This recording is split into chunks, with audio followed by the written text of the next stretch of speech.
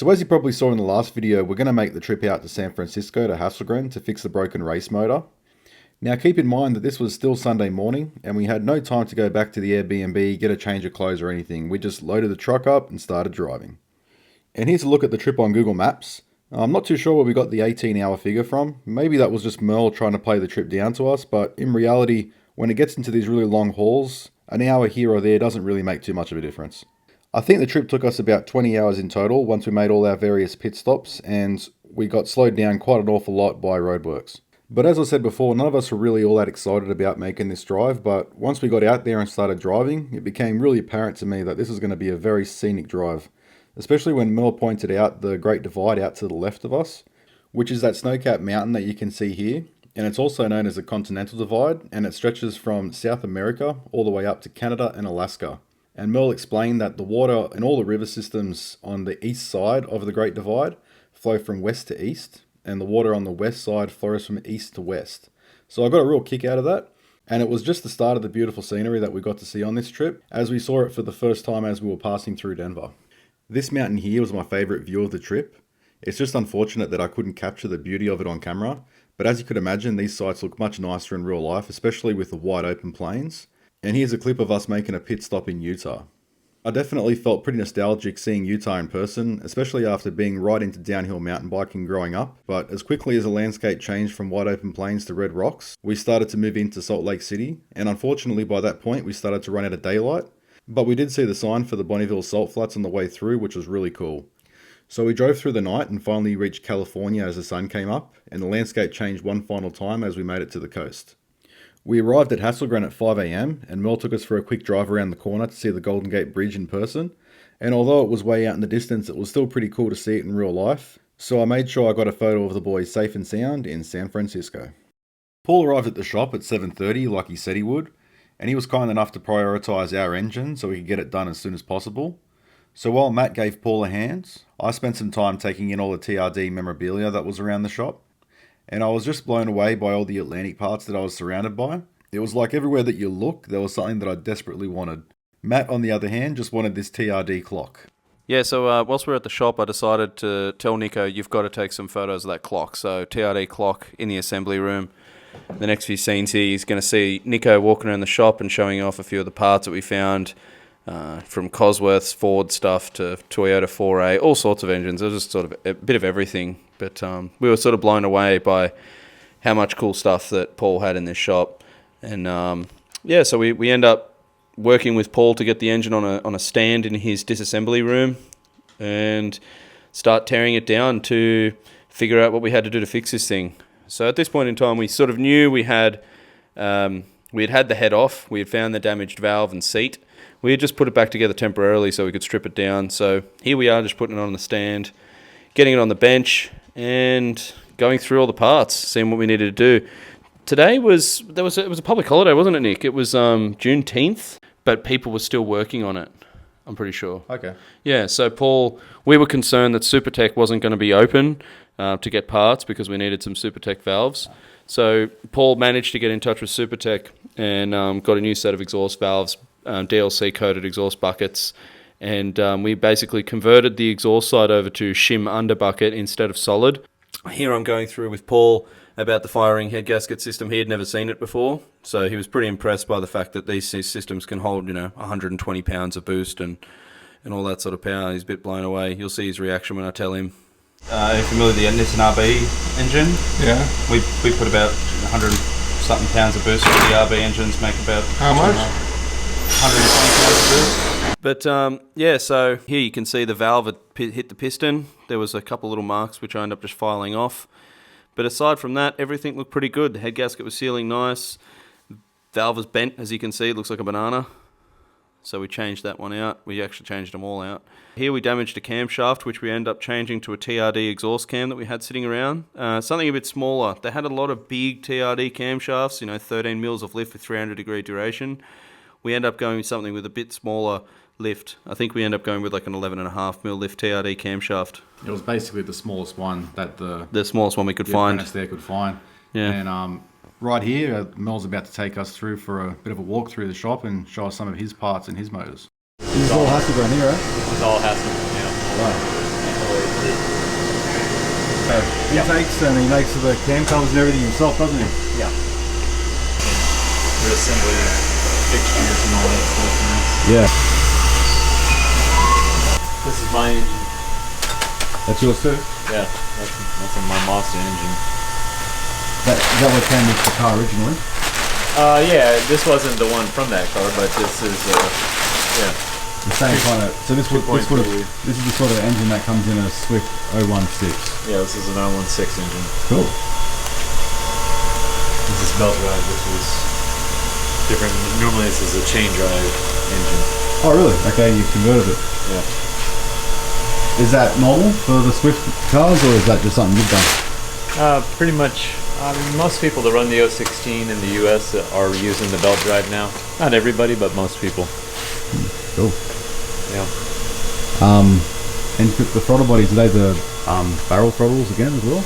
Yeah, barrel valve. Yep. This is it's Cosworth, but it's made by Titan in England.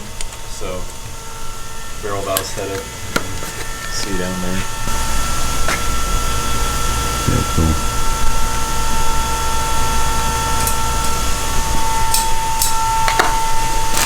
So what's the plan? That's been built. Is that just going to sit as a spare for the future? I have another 016 at the shop. Oh, cool. That engine is cool. Nice.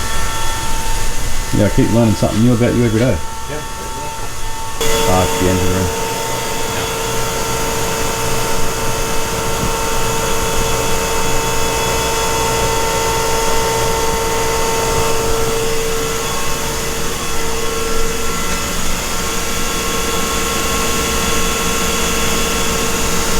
This is still Paul's shop coming through here, is it?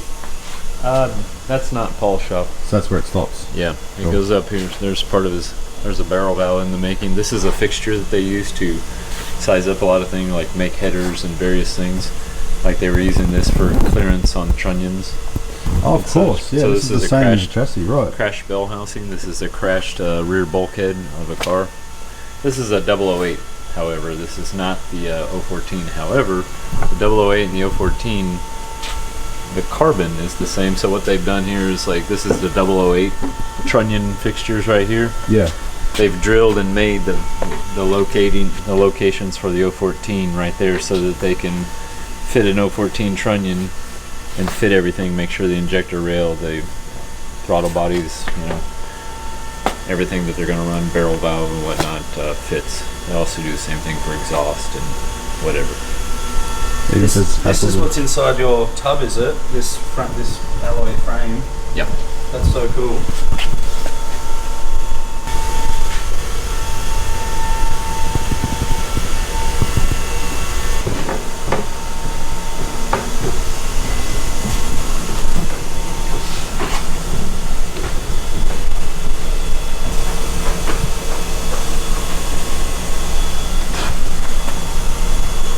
That's cool how it's like insulated. Well, that's the frame. That's the strength in it. It's like fridge material. It's like a honeycomb. Yeah. Yeah. I wouldn't have imagined that to be and there. then they've laid carbon over it. But I wonder if that's also has something to do with keeping the heat off the driver. You know, Maybe. like insulation. I think it's more the frame.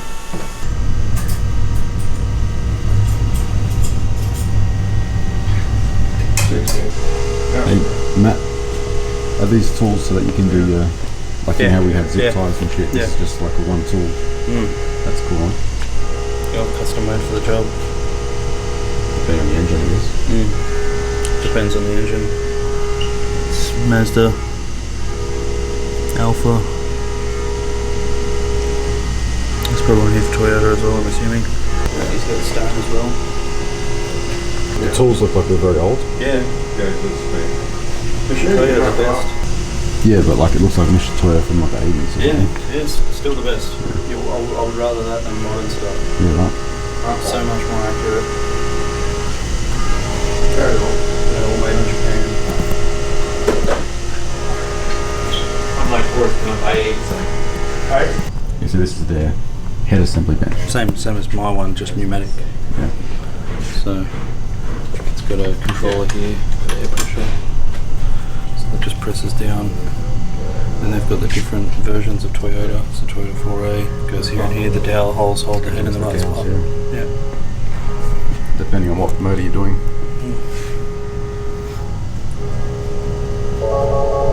Look at this valve spring tester over here. I haven't seen one this intricate before. It's a beautiful valve spring tester. To put your spring in here, pull down to the set height, use the dial gauge to get to the exact height, and it measures out how many pounds of spring pressure you have at open and closed. It's a scale. Yeah, it's a scale with a height measurement. So you can push the valve spring down, seated pressure, and then on the nose, and then through the range. Wow. And then you can just, when you set your stops, you can just change the springs out, pull down, check it, write it down, record all the valve spring pressures to see if you're losing valve spring pressure on the particular valve. You can go back through and diagnose the cylinder head, see if you've got like a hot valve or something that's killing the valve spring. Yeah. Nice. Really cool. So like a normal one would have like a 3-point cutters, yeah. So it's a single cutter with 3 angles on it, yeah. And you're sort of determined by that. And the thing is, with a 3-point cutter, it can skip along the tooth, like if you've got a nickel seat, quite hard. So as it cuts, it sort of chatters along it. It's very hard to get a really nice cut. So with this, it's a fine tip, and it just cuts whatever profile you desire. So now what Paul's doing is finding a valve seat that's going to fit in the hole. Your liquid nitrogen, plug that in, and then recut the profile. An oil pump. And he actually has these 2 lines which he clips in. It's the heater. Tip your oil in. This heats the oil up to engine temperature. So when he actually hones, he hot hones the block. So he actually pumps oil through the the water galleries of the block, and see all the cylinder head. so your torque goes down. Yeah. So torque plated and hot honed. Yeah. Really fucking cool. So it replicates what's going to be happening when it's running. Yes, really cool. Just this machinery is incredibly expensive, but then the setup time to make all those jigs, dummy heads and things like that. Really, really cool. This is where the magic happens over here, the porting station. Oh, right. So he's got all his porting tools. This is where you make your horsepower. I thought you'd done CNC shit. Yeah, he would do, but you always got to hand port first, then you digitise. Oh, right. So you hand port. So the CNC doesn't take much material off then?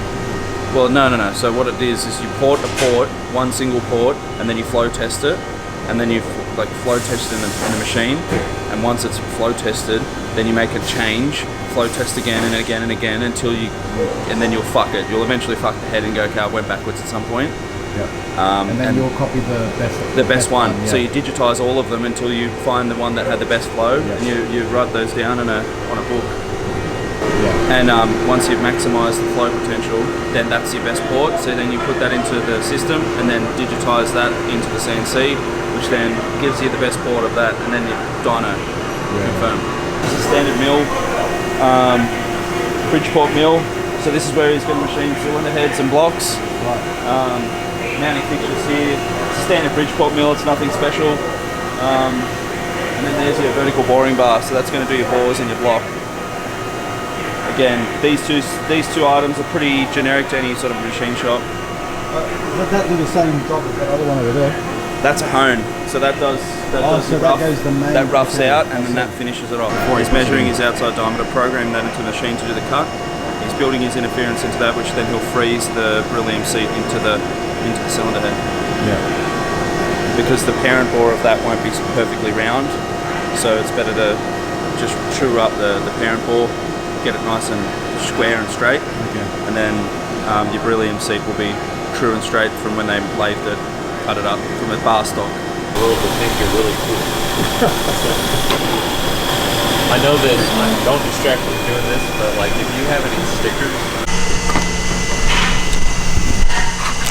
So this guy's is Mirl's clutch. That is weightless. Just look. Feel that. For a clutch, that's freaking insane. Hold on, let's have a feel. That's not even. Compare that to this. Yeah, this is heavier. That's heavier than his clutch. Yeah, that's the clutch disc, and that's the intermediate plate.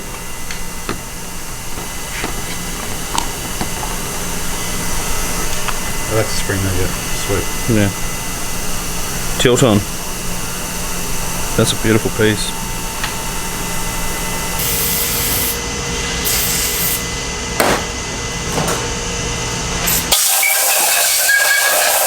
$100. seen the prices. Holy fuck, it's like double from the mountain. Dude, it's double. How did they get away with that shit? It wasn't like $6. It's the same fucking country. Like, how does that work? Bro. I freaked out when I woke up. I was so groggy and I looked out the window and I said, where the fuck are we? We've gone to another country. The fuel's double. Yeah. These feel like we need to like finish them. They're really rough edges. On the edges, yeah. Yeah, I mean, it feels like we should rim a WPC. Oh no, I want to. If I had time, I'd cry them as well. You know, cry or ram up a WPC. But like you say, in the essence of time. Yeah. You want to hold that close? So it's already been quite a long day. We've just driven 18 hours to come to 20. 20. Yeah, so 20, wasn't it? 20 hours. So we're in San Francisco now at Hasselgren. Paul's just fixed the valve, or the valve seat, and the bent valve, and we are about to bolt it onto the head, onto the block. So Matt's working on that now, and we're under a real time crunch to get the car back in time to get to qualifying. And in between all of these repairs, I've been able to ask Paul for some actual TRD throttle bodies, so I'm buzzing about that too. So we'll get this on as quickly as we can and get back on the road. This is probably going to end up being a time lapse. Yeah. But we've got a video of this already. All right, so me and Mirl just basically were talking about REM and HPC coatings. So REM is the term that Mirl used. Mirl uses where I use HPSF, which is a super finishing. So all my crankshafts are polished to a high standard of which is HPSF. But in America, they call it REM finishing. It's basically a tumbler bath with media in it, which polishes the surfaces of the metal to like a microscopic level where it becomes like a mirror. It's really good for crack resistance and friction. He also mentioned another method called WPC, which is a micro shot peening. Now, the only place in the world that does that is in the United States, in California. And when you REM or HPSF coat or like finish and combine that with a HPC, that's the ultimate in friction reduction and longevity for parts. So, as you can see in the video, I was just putting the cylinder head on here. We've all seen this before in the building of the engine. It's just the same process repeated.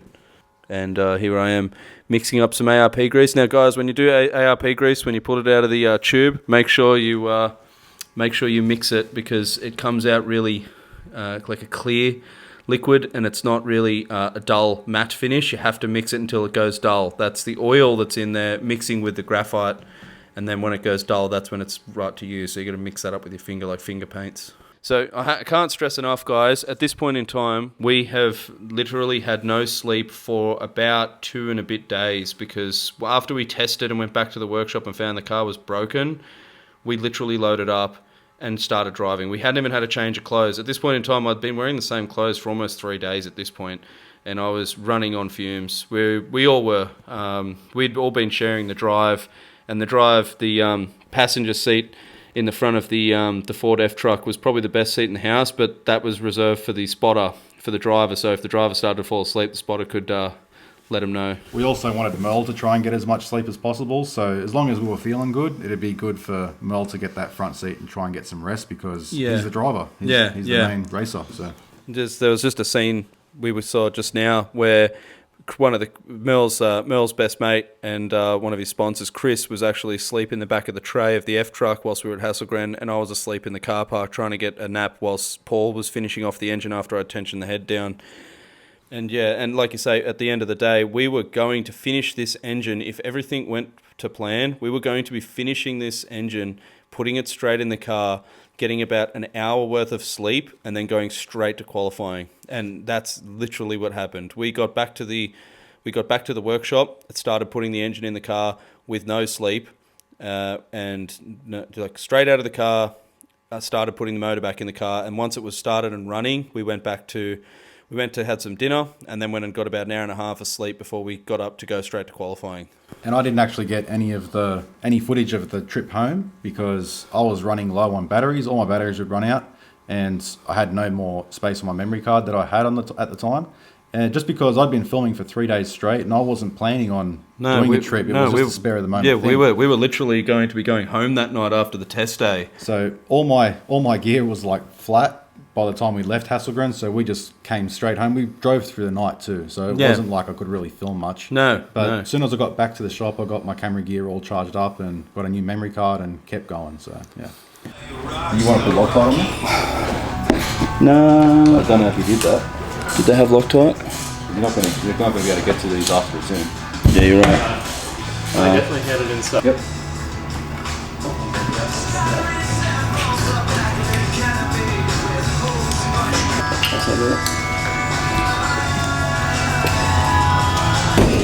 The torque wrench we're using? Yep. Okay, I'll pull that. I'll do that, I'll tension that, and then I'll do the little ones.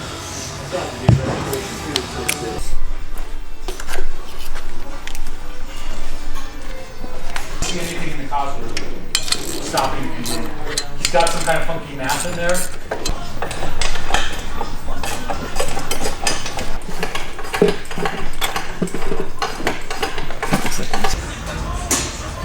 Want me to do it or you want to tell him? No, let's start on the top, I can do the bottom.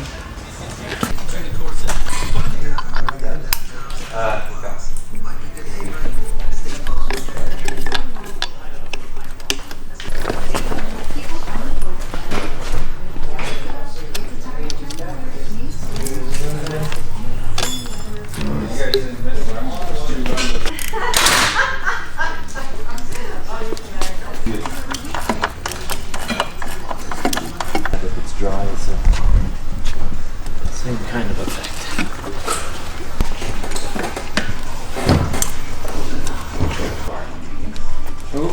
Waterline.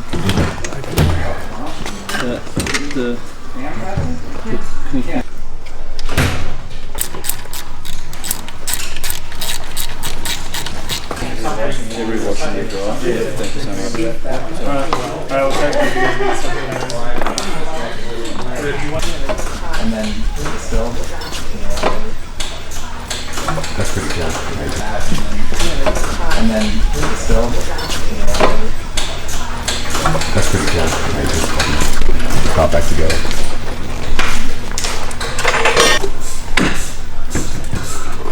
Yeah, get this one. Just tell me what it means. Down in the bottom. Just kind of wiggle it back and forth. It's going. Down in the bottom? Right now it's pretty even.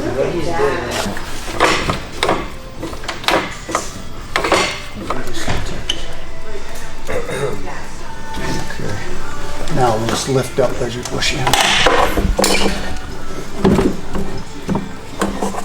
You're in. You're in.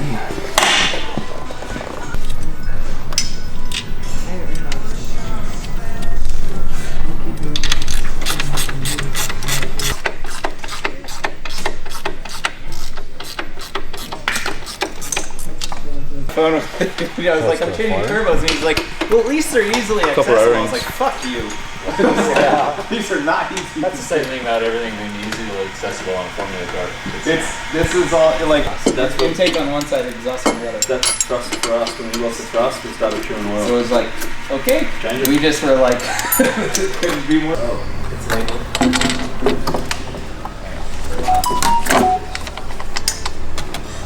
There's a brace here. It's adjustable. No, once it's on, it's all pretty good.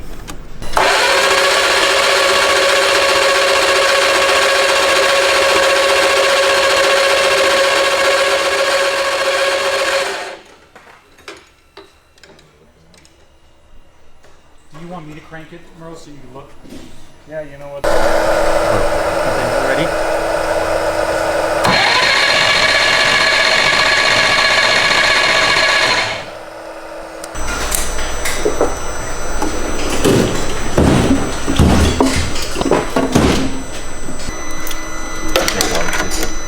Water has not been done yet.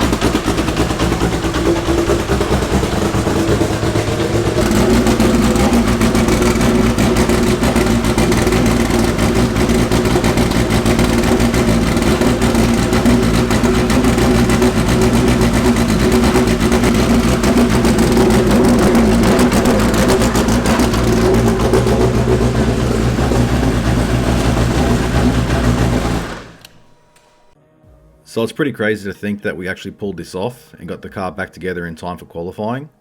But the lack of sleep was definitely taking its toll by this point, and we didn't have any time to recover as we needed to be out of the house the next morning by 1 AM. And although we were all extremely tired, none of us were prepared for what was about to happen.